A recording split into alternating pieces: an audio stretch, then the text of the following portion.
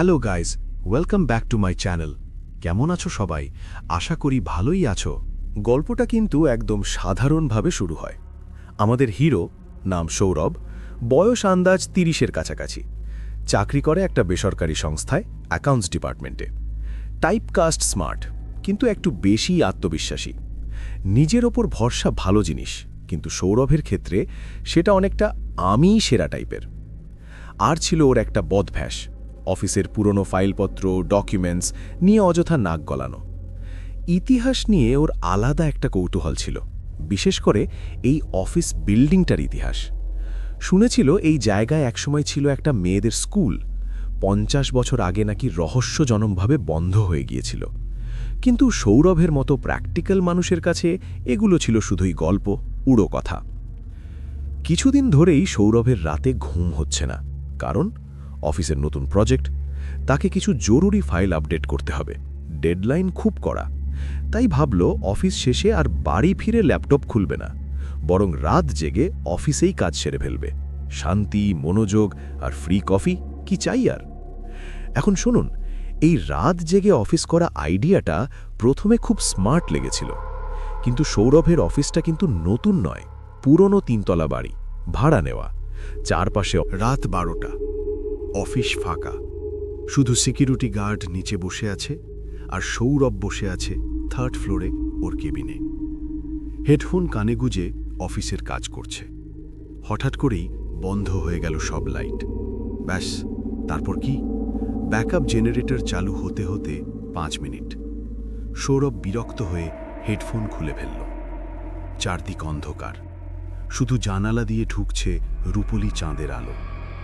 তার মনে হলো কেউ যেন সেই চাঁদের আলোয় দাঁড়িয়ে আছে নিচের করিডোরে। সে ভাবল নিশ্চয়ই ওর চোখে ভুল হয়েছে। চশমা পরিষ্কার করে আবার তাকালো। না, সেখানে কেউ নেই। সে স্বস্তির নিঃশ্বাস ফেলে আবার কাজে বসার জন্য মুখ ফেরাতেই দরজায় টুং টুং করে আওয়াজ হলো।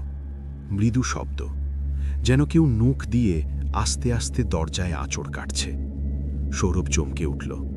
ওই ফ্লোরে তো আর কেউ নেই। সে সাহস করে জিজ্ঞেস করল, কে? কোনো সাড়া শব্দ নেই, শুধু দরজার ফাঁক দিয়ে ঠান্ডা বাতাসের একটা শিরশিরানি ঢুকছে। এবার ওর গায়ে কাঁটা দিয়ে উঠল।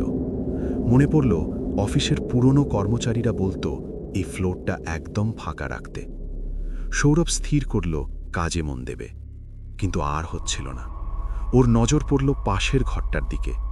সেটা ছিল পুরনো রেকর্ড রুম, বছরের পর বছর জমে থাকা ফাইল, নথিপত্রে ঠাসা। অফিসের কেউ ওদিকে যায় না। সৌরভের কৌতূহল চাঙ্গার দিল। সে টর্চ জ্বালিয়ে দরজার দিকে এগোল। দরজাটায় হাত দিতেই নিজে থেকেই খুলে গেল। ভেতর থেকে ভেসে এলো পচা ধুলোর গন্ধ।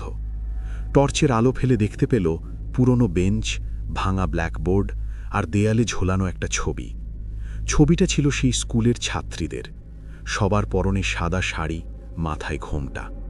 সবচেয়ে সামনের সারিতে দাঁড়িয়েছিল একটা মেয়ে, অন্য সবার চেয়ে একটু আলাদা। তার চোখ দুটো যেন ছবির বাইরে তাকিয়ে আছে, ঠিক সৌরভের দিকে। হঠাৎ টর্চের আলো নিভে গেল।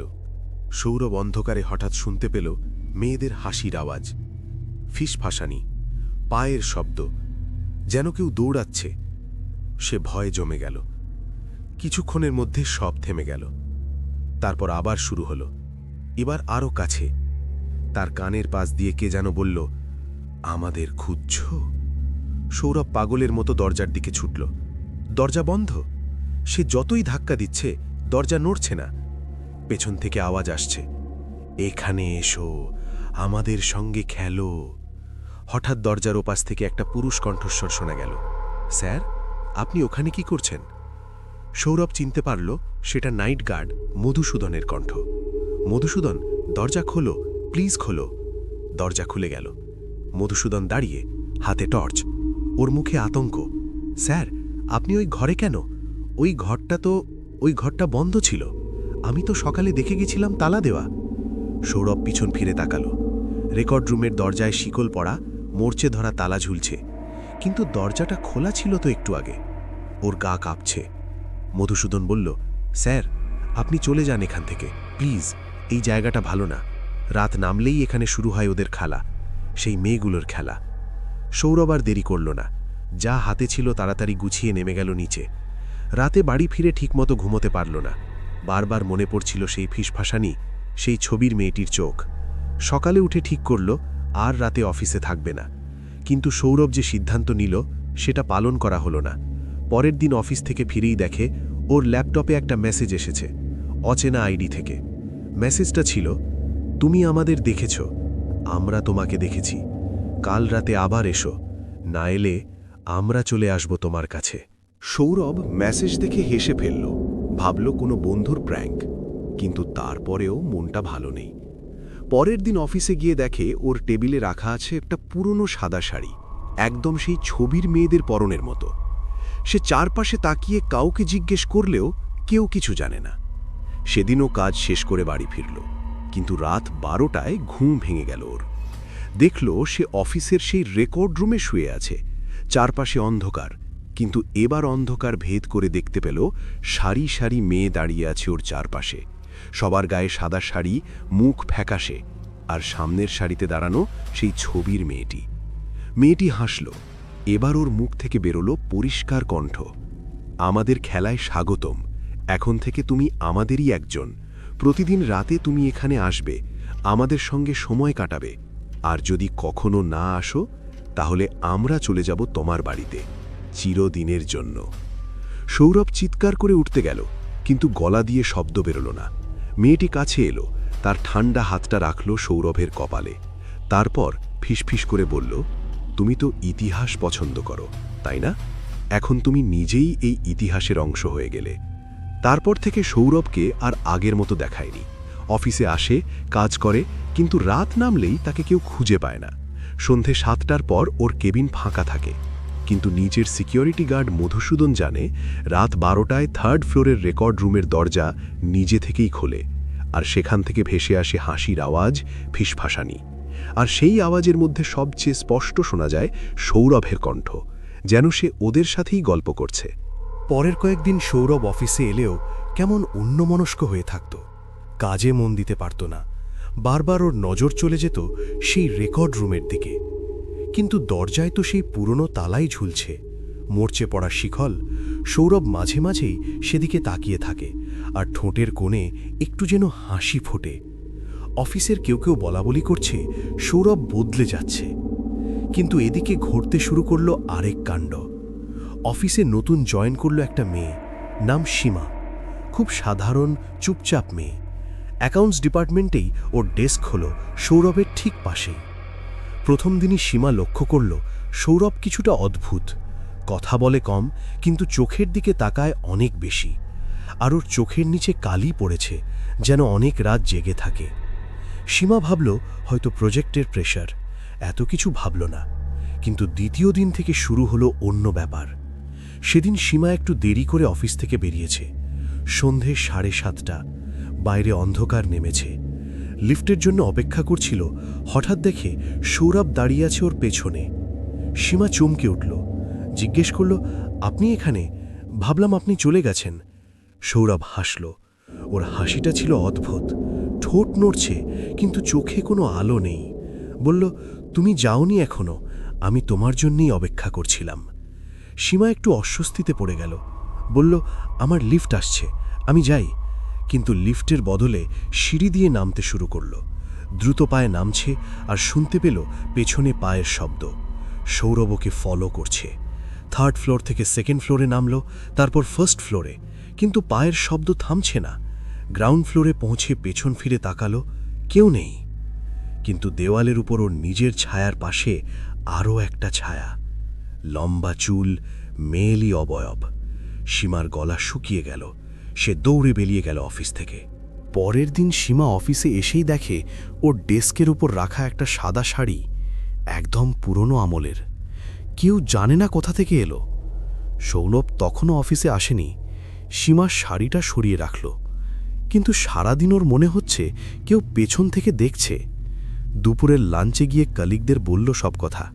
সবাই হাসল, বলল ও কিছু না, সৌরভ একটু অদ্ভুত টাইপের, ওর কথা ভেবো না।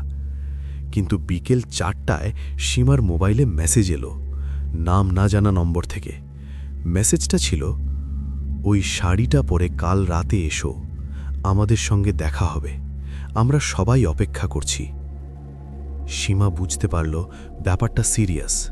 সে সিদ্ধান্ত নিল আজই রাতে অফিসে থেকে দেখবে কি হয়। সবাই চলে গেলে সীমা লুকিয়ে রইল ফার্স্ট ফ্লোরের প্যান্ট্রিতে। সময় গড়িয়ে রাত 11টা বাজে, 12টা বাজে, সব শান্ত। সীমা ভাবল হয়তো কিছু হবে না। ঠিক তখনই শুনতে পেল ওপর থেকে মেয়েদের হাসির আওয়াজ। সে সিঁড়ি দিয়ে উঠে গেল থার্ড ফ্লোরে। থার্ড ফ্লোরের করিডর অন্ধকার, শুধু রেকর্ড রুমের দরজা থেকে একটু আলো আসছে। দরজাটা খোলা। সীমা এগিয়ে গেল। ভেতরে উকি দিয়ে যা দেখল তাতে ওর মাথায় হাত পড়ার জোগাড়। সেই পুরনো ঘরটা এখন আলোয় ভরা। চারপাশে সারি সারি মেয়ে বসে আছে, সবার গায়ে সাদা শাড়ি, আর মাঝখানে বসে আছে সৌরভ। ও পরে আছে সাদা শাড়ি, মুখে সেই ফ্যাকাশে হাসি। ও হাত নেড়ে সীমাকে ডাকছে, এসো আমাদের সঙ্গে খেলো, আমরা সবাই তোমার জন্য অপেক্ষা করছিলাম। সীমা পিছিয়ে এলো, কিন্তু পেছন থেকে কে যেন ঠেলে দিল ওকে। সে পড়ে গেল ঘরের ভেতরে। দরজা বন্ধ হয়ে গেল আপনা থেকেই। চারপাশের সব মেয়ে উঠে দাঁড়ালো। ওরা ঘিরে ধরল সীমাকে। ওদের মুখগুলো ক্রমশ পাল্টে যাচ্ছে। কেউ হাসছে, কেউ কাঁদছে, কারো চোখ দিয়ে রক্ত পড়ছে।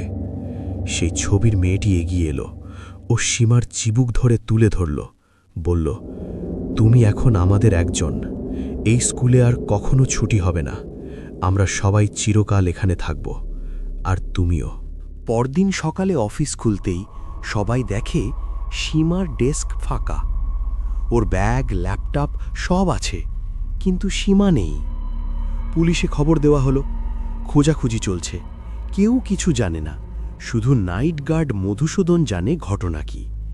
সে সেদিন রাতে দেখেছিল থার্ড ফ্লোরের জানালা দিয়ে আলো আসছে, আর শুনতে পেয়েছিল মেয়েদের গানের আওয়াজ, সেই পুরনো স্কুলের প্রার্থনার গান।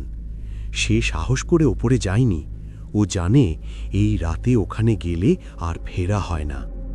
সীমার ডেস্কের ওপর এখনও পড়ে আছে সেই সাদা শাড়ি, আর শাড়ির ওপর রাখা একটা পুরনো ছবি। সেই ছবিতে এখন সৌরভও আছে, সবার শেষে দাঁড়িয়ে, পরনে সাদা শাড়ি, মুখে সেই একই ফ্যাকাশে হাসি। আর তার পাশে সীমা, নতুন ছাত্রী হিসেবে যোগ দিয়েছে ওদের ক্লাসে। অফিসের সবাই এখন জানে থার্ড ফ্লোরে রাত নামলেই শুরু হয় ওদের ক্লাস, ওদের খেলা, আর যে কেউ রাতে অফিসে থাকে সেই হয়ে যায় ওদের নতুন বন্ধু। আজ পর্যন্ত কেউ বেরোতে পারেনি ওই ঘর থেকে, কেউ না।